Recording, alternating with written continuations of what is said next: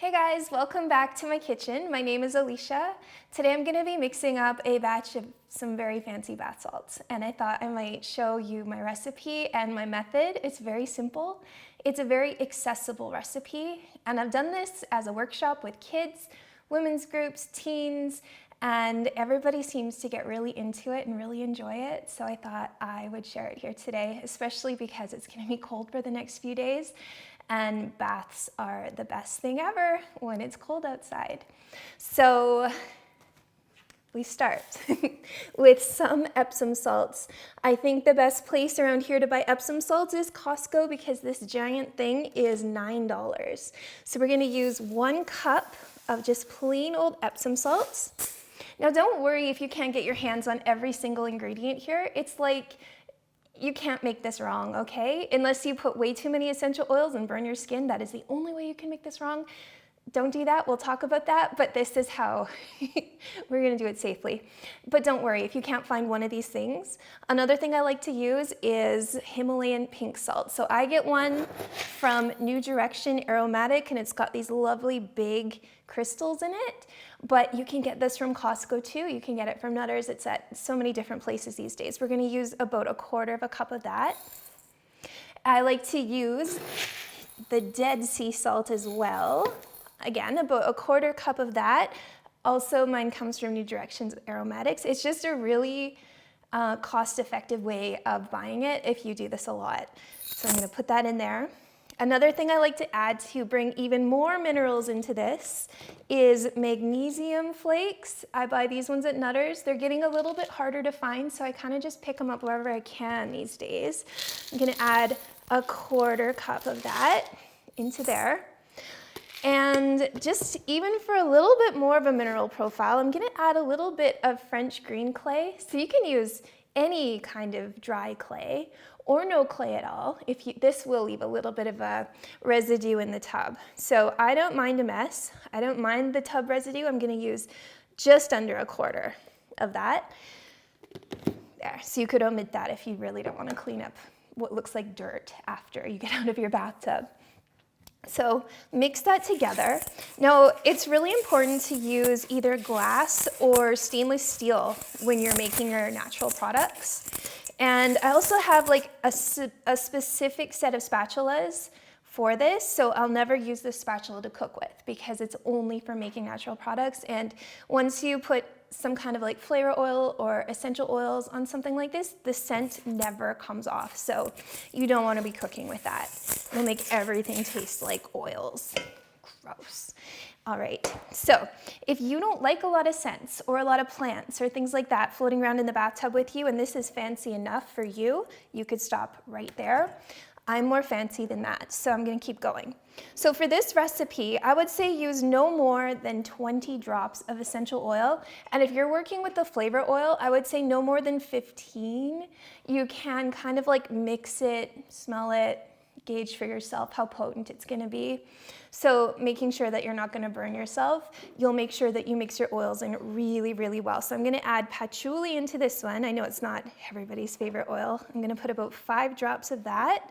Still one of the undertones. I'm gonna use sweet orange oil, about 15 drops-ish. One comes out really fast. And ylang ylang, which is super calming, very relaxing oil to use. So is the sweet orange, so is the patchouli. So this will be more like a uplifting, relaxing kind of bath mix for me. But I would encourage you to get really curious, explore, use whatever oils you have on hand. Sometimes it'll smell not great, but this is all part of the process, learning to work with the oils and create your own recipes. If you just have lavender and you love lavender on its own and you don't want to be creative, just use lavender. That'll be really nice. All right, so mixing that in really, really good. And then, again, you could stop there if you don't want any plants, but I love having flowers in the bathtub with me, and it does make a mess. And I get out and I'm like covered in petals, and I just love that. I love like the energy and the essence of having plants around me, and there's just something really special about that whole process for me. I know it's not for everyone. You could still use the plants or the herbs in the water with you and put it into like a mucilin bag or an old sock or just something that is gonna trap the plants. You can also get these little like strainer plug things that go over top of your bathtub drain so that the plants are all caught and not going down the drain. I have one of those, that's handy actually. So I'm gonna add a little bit of lavender, and this came from my garden this summer. So then it is like, it's more special to me than just lavender, right? Like it's my tie to the land. It makes me remember gardening. And right now, when it's almost spring, that's like such a good feeling. These are cornflowers or bachelor buttons that I also take from my garden, and I dry them in a dehydrator. I've got some rose petals. These ones are from Ohm Organic Matters, a company in BC, so they're actually edible. They smell so good. Gonna go in there, and then I'm gonna add a few of my calendula flowers, which I also pick and dry from my own garden. And to me, these are just like so representative of like sunshine, sun energy, like it's captured and brought right into your bath. So I'm gonna mix all of that up. I'm gonna add one more thing to this mix, which is cacao butter. So I get this cacao butter, which is not a food grade one, so it's actually a lot cheaper than the food grade one, from New Directions, again. And you're gonna wanna have like, just like the little crumbly bits from the bottom.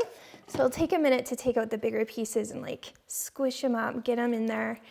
And what the cacao butter does is it melts in your bath. So when you get out, you're coated in the oil, and it's really soft and really nice on your skin. And yeah, you can just take a moment after the bath to rub it in properly. It's almost like body oiling, which I'm a huge fan of anyway. So yeah, just cutting up one of these. There we go. I'll mix that in. Yeah, that's basically it. I'm gonna put this in a mason jar, and it should keep in a mason jar with the lid on for a few months without losing any of its potency. If you put it into plastic or paper, it's gonna lose the potency really quickly, like within a week. So I would use it quicker if you were gonna do that. But I hope this video was helpful to you. I hope it inspired you to maybe make some bath salts for yourself. It's a beautiful practice. It's so calming. It's so good for your muscles at the end of the day. It's just like one of my best and most enjoyed self-care rituals. So if you enjoy this sort of content, if you like having me share these recipes and things with you, just let me know. And if you have any questions about this process at all, please write them in the comments of the video, and I promise I will respond to every single one of them. I hope you guys have the best weekend ahead, even though it's gonna be a little bit snowy. I hope this inspired you to make some bath salts. Yeah, take care. Bye.